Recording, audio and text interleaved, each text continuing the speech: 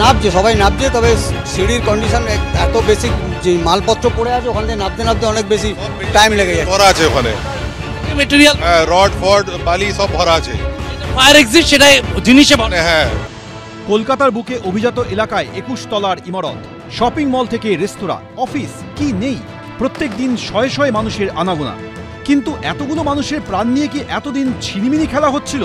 শুক্রবারের অগ্নিকাণ্ড সেই প্রশ্নটাই তুলে দিল। প্রশ্ন তুলে দিল এই ছবিগুলো। কোনো বহুতলে আগুন লাগলে প্রথমে লিফট বন্ধ করে দেওয়া হয়, ব্যবহার করতে বলা হয় সিঁড়ি। ঠিক সেই নিয়ম মেনেই এদিন উপরতলা থেকে নিচের দিকে নেমে আসছিলেন সবাই, কিন্তু সেখানেও পদে পদে বাধা। সিঁড়ি পুরোপুরি ফাঁকা থাকার কথা, কিন্তু সেখানে সিঁড়ির একপাশে বোঝাই করে রাখা আছে রাবিশের বস্তার স্তূপ। শুধু বস্তা নয়, রাখা আছে লোহার রড, বাঁশ, কাঠ, যে কারণে আগুন লাগার পর উপরতলা থেকে নামতে প্রচণ্ড অসুবিধার মুখে পড়েন অনেকেই।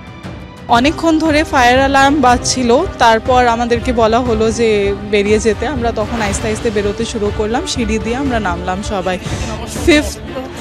অনেক অবস্ট্রাকশন ছিল, the stairs was not clear, মানে অনেক কিছু স্টেয়ারে রাখা ছিল, যার জন্য অনেক ডিফিকাল্টি হয়েছে আমাদের নামতে, অনেক ডিফিকাল্টি হয়েছে। আমাদের যে ছতলায় একদিকে মানে টয়লেট পার্ট পুরোটা ভাঙা হয়েছে, ভেঙে সেই তার যে রাবিশ টাবিশ বা বর্জ্য পদার্থগুলো পুরো ওরা সিঁড়িতে পুরো করে রেখেছে, যার ফলে প্রচণ্ড লোকের নামতেও প্রবলেম হয়েছে।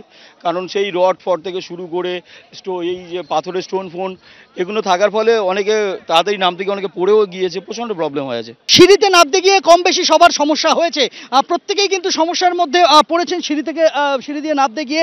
এখনো পর্যন্ত যারা যারা বেরিয়েছেন তাদের সবার একটা কমন অভিজ্ঞতা যে ফায়ার এক্সিট যেটা সিঁড়ি যেটা সেই সিঁড়িতে নাকি প্রচুর আবর্জনা। এবং আমরা যতজন নেমেছি আমরা কিন্তু স্টেয়ার কেসে কিছু দেখতে পাইনি, এবং সেটা আপনি যখন বলছেন এটা নিশ্চয়ই দেখতে হবে আমাদেরকে খতিয়ে।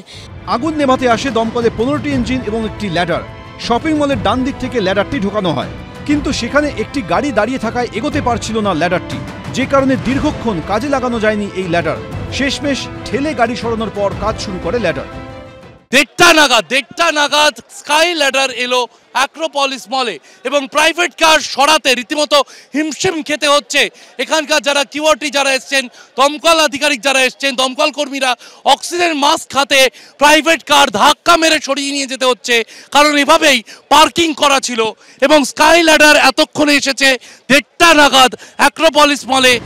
স্টিফেন কোর্ট থেকে আমরি, নন্দরাম মার্কেট থেকে পূর্ব রেলের দপ্তর, কলকাতার বুকে ভয়ঙ্কর সব অগ্নিকাণ্ডে প্রাণ গেছে বহু। প্রত্যেকবারই প্রশ্ন ওঠে বহুতলের সুরক্ষা ব্যবস্থা নিয়ে, কিন্তু হাল ফেরে কি?